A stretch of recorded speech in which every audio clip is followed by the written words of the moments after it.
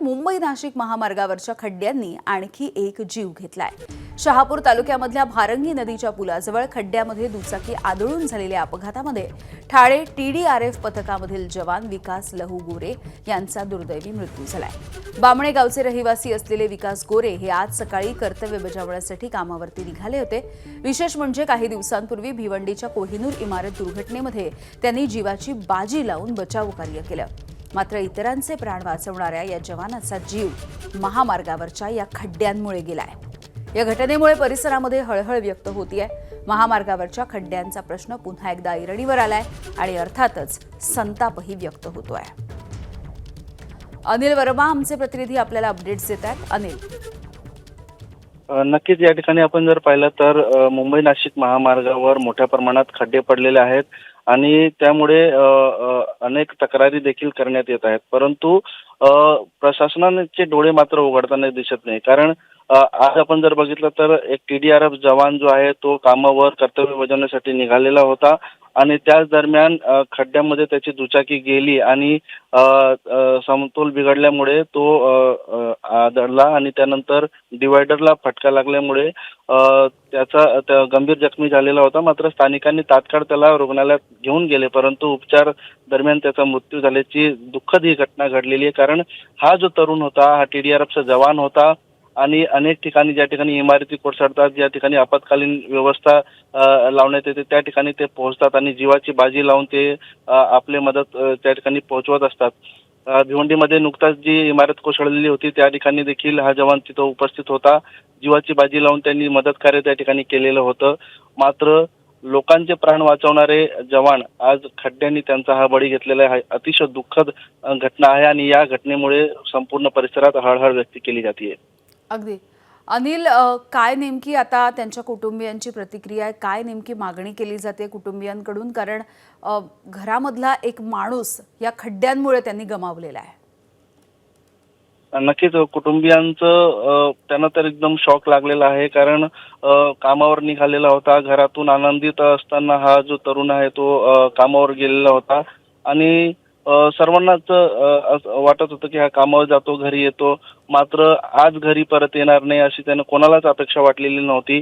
आणि ही जेव्हा बातमी त्यांना मिळाली की असा अपघात झालेला आहे, मात्र त्यांच्या कुटुंबियावरती दुःखाचा डोंगर कोसळलेला आहे आणि एकंदरीत कुटुंबियांना पूर्ण धक्का बसलेला आहे की हे असं कसं होऊ शकतो। मात्र रस्त्यांवरील पडलेले हे खड्डे आणि प्रशासनाने जे केलेलं दुर्लक्ष आहे आणि त्या विरोधात त्यांचं नाराजी या ठिकाणी पाहायला मिळते। कारण त्यांनी सांगितलेलं आहे की शहापूर भागामध्ये मोठ्या प्रमाणात खड्डे पडलेले आहेत आणि हे खड्डे कधी बुजवले जाणार, वारंवार आवाज उठवले जातात, परंतु कोणत्याही प्रकारची दखल या ठिकाणी प्रशासन घेत नाही आणि त्याचा बळी मात्र या ठिकाणी हा जवान झालेला आहे।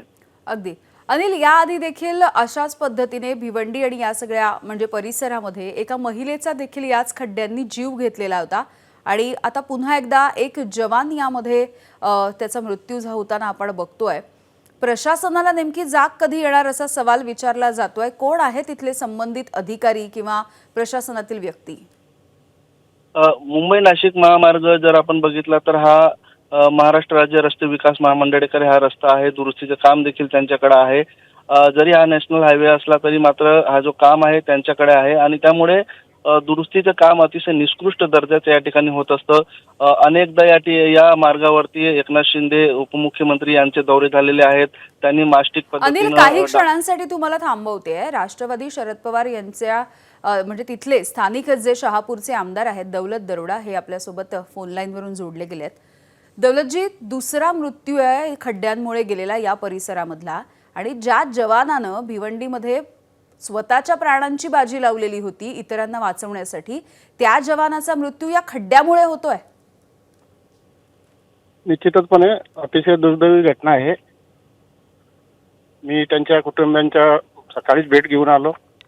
विलास लहू गोरे हा भिवंडी महापालिकेमध्ये फायर ब्रिगेडमध्ये काम करत होता, रेस्क्यू कॅम्पमध्ये पण सुद्धा काम करत होता आणि नॅशनल हायवे क्रमांक 3 वाफे गोठेकर येथे एक खड्डा पडला। त्या खड्ड्यामध्ये त्याची जी बुलेट होती ती पडली आणि त्याचा दुर्दैवी मृत्यू झालाय। निश्चितपणे आम्ही आमचे सगळं प्रशासन कामाला लागलेलं आहे. माननीय आमचे उपविभागाधिकारी म्हणजे DYSP PI हे सुद्धा त्या ठिकाणी तपास करत आहेत आणि त्यांच्या कुटुंबियांना न्याय कसा मिळेल यासाठी आम्ही सुद्धा प्रयत्न करतोय. अर्थातच दौलतजी, कुटुंबियांना न्याय मिळेल ही अपेक्षा आहेच. मात्र आतापर्यंत 2 मृत्यू झाले आहेत. तिकडे जर नाशिकचा विचार केला तिथे 5 आतापर्यंत जीव गेलेले आहेत खड्ड्यांमुळे.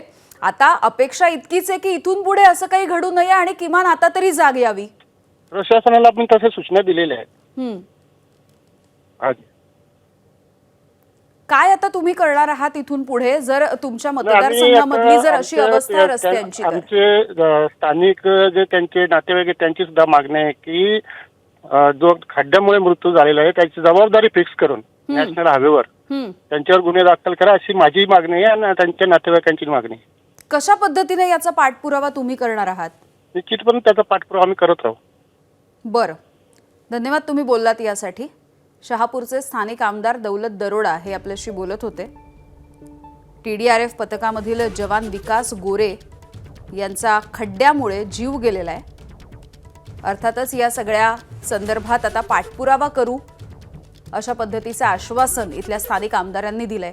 अनिल वर्मा आमचे प्रतिनिधी आपल्याला अधिकची माहिती देत होते या संदर्भात. पुन्हा एकदा अनिलशी बोलूयात.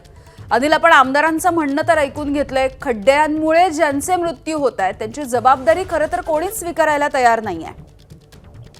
नक्कीच या ठिकाणी आपण जर बघितलं तर हे खड्डे काही आताचे नाही आहेत. वर्षानुवर्षे अशाच पद्धतीने या महामार्गावरती खड्डे पडलेले आहेत.